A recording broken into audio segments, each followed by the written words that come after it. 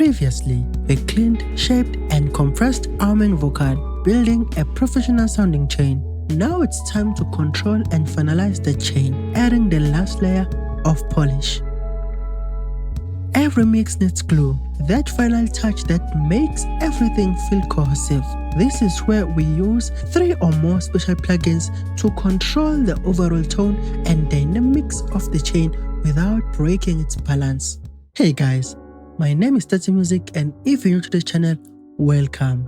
So in this episode, I'll show you how to use these last plugins to maintain consistency across your mix and give your vocal that final record-ready feel. These plugins will complete our chain, maintaining power and smoothness. Let's get on it. So last time, this is where we left off this vocal. So it sounds like this.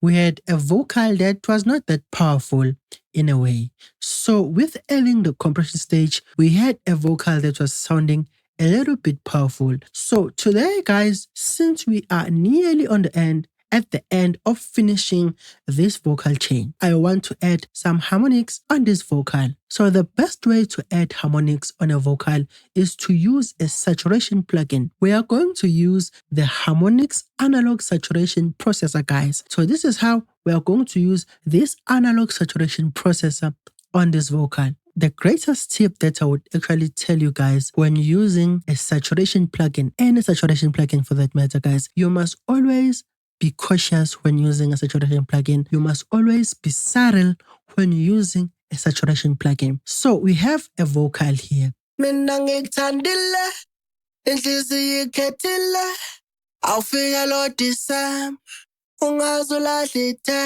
So already this vocal sounds a little bit more brighter, and we can still make this vocal sound a little bit more brighter, but we can control that at a later stage. I will show you just now in this video, guys. So what you're going to do here, we need to boost the harmonics levels of the vocal. So in boosting the harmonics levels, we need to play with the drive. So right now it's at around 5, which is at a good place, guys, at around 5, but you can still get more harmonics out of that vocal. So what we're going to do, we need to boost this thing to around 6, nothing drastic, and it sounds like this. So this is what the drive is doing to your vocals. Let's boost it to around 10. So it's somehow making your vocal sound distorted, guys. So to control the drive type, you have to actually play with this knob. So this is how it sounds like on transformer. A little bit cleaner, guys. And then here it's master.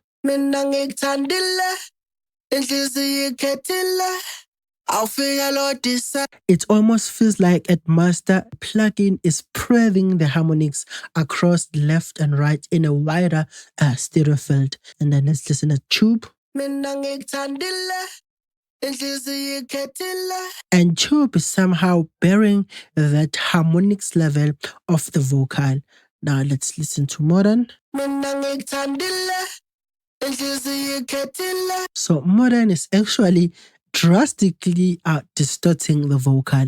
So just know that this is what is happening when you play with this knob and playing with the drive knob, guys. I am going to do something that I've never done before. I always choose modern, but today I think I'm going to go with master, guys.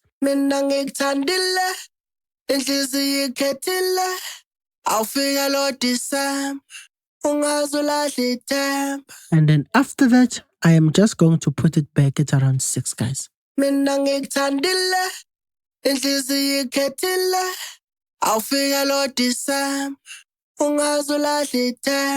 So character is more like boosting your clarity in the vocal.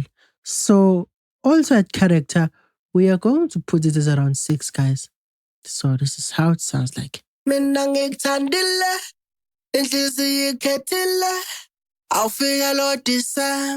So this is the before and after.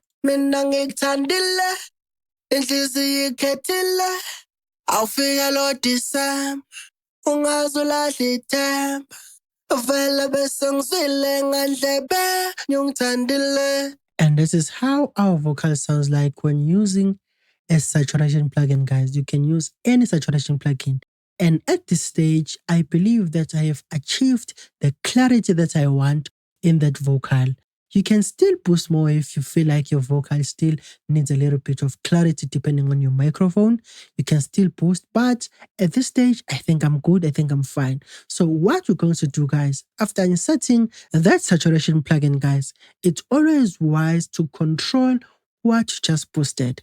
So in controlling what we just boosted, we want to control the harmonics level of this vocal, the clarity level of this vocal. So what you're going to use to control whatever that you did above, which was increasing the clarity level of the vocal and adding some harmonics on the vocal. We are going to use a multi-band compressor, guys.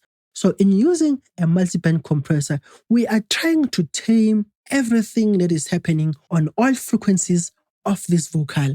But now using a multi-band compressor is not like using an EQ, guys. It's more like using your Suite 2. So today we are not going to start afresh because we have a preset here that I always use when mixing these vocals. We can start it afresh, but it will take a longer time, guys. So we have this preset, control vocal chain. It's the preset that is controlling everything in the chain, everything in the vocal. This is how it sounds like with this preset on.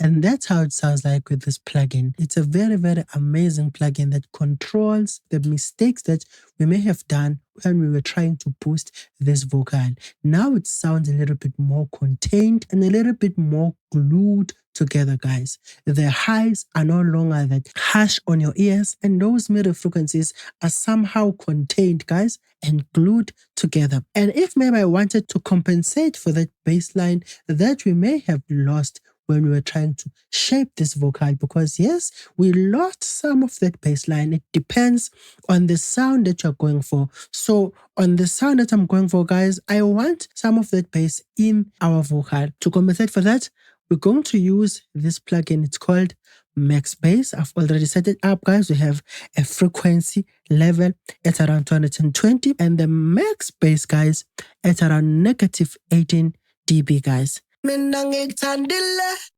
inhliziyo ikhethile awufika lo December ungazulahle ithemba. Nothing drastic. We're just compensating for what we may have lost in this vocal. Now after this you can add if you want, but for this video I think we are done adding in this song. So this is how it sounds like with the music on.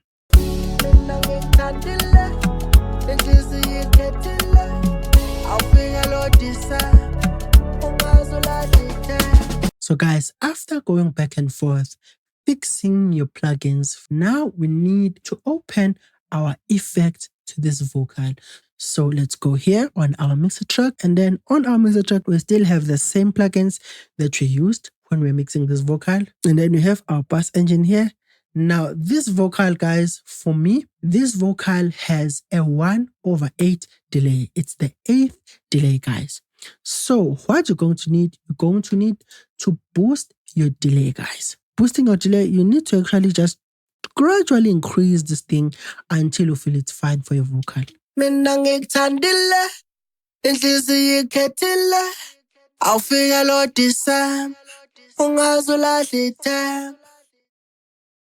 So here the problem that I have is the volume level, or is the level of my longer reverb time. We don't want to take it out completely, but we just want to decrease it a little bit so that it can compensate these two vocals, the lead vocals of the chorus and the lead vocal of the verse. So most of you would have come here as it is. We are on the long reverb, and then we'll just decrease this thing to around like this. But now what you're doing, you are also decreasing the reverb time of your chorus leading vocal, and that will just mess up the whole mix. So what you can do is do this. Just highlight the vocal you want to affect. You're going to highlight this vocal like this. So what you're going to do is come back here, just create an automation clip, guys, like this. Play the vocal, and just like that, guys, we have a cleaner vocal with a cleaner reverb like this. So what we did here on this vocal, we are going to use the same mentality in mixing, which is this one, verse number 2. And that's it. We've officially finished the main vocal mix phase. In the next module, we'll apply everything that we learned here to mix the thinner vocals, showing you how to blend and mix for fullness and width. So if you've made this far, congratulations, you're already ahead of most engineers. See you on the next module.